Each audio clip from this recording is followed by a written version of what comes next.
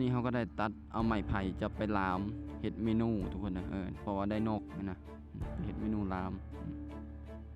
ถือว่าสายน้ำลำธารแถวนี้ก็ยังใสงามป่าก็หลายทุกคนทั่วไม้ตัวเขาตัดมามีกิจเขาก็เลยมาทำอุปกรณ์จะเห็ดถ้วยหรือบ่วงทุกคนนะแล้วก็เห็ดบังล้ำพอนะถือว่าเห็ดถ้วยแล้วก็จะประมาณนี้ทุกคนเห็ดบอนไซนะอันนี้เขาก็ลงมือทำการเห็ดผักขัวนกหรือว่าลามนี่ขั้นตอนเขาเผาไม้ลามทุกคนตัวนี้เขาก็ตักเอาน้ำกินนะทุกคนนะน้ำเย็นๆนี่ยกกินเลยแล้วถือว่าเขาเห็ดอาหารสุกแล้วเขาก็จะมากินข้าวทุกคนกินข้าวแต่ปลาแซ่บนะทุกคนนะแล้วก็หลังจากนั้นก็กินน้ำจากกระบอกไม้ไผ่ที่เขาไปตักไว้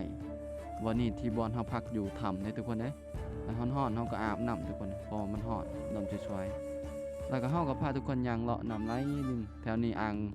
ป่ายังร้ายทุกคนนะน้ำใสอยู่อันนี้ก็เป็นเฮลเด้อทุกคนเด้อเฮลสินใสหรือว่าเขตเข้าไปในภูสังแห่เมืองพลันไสนะ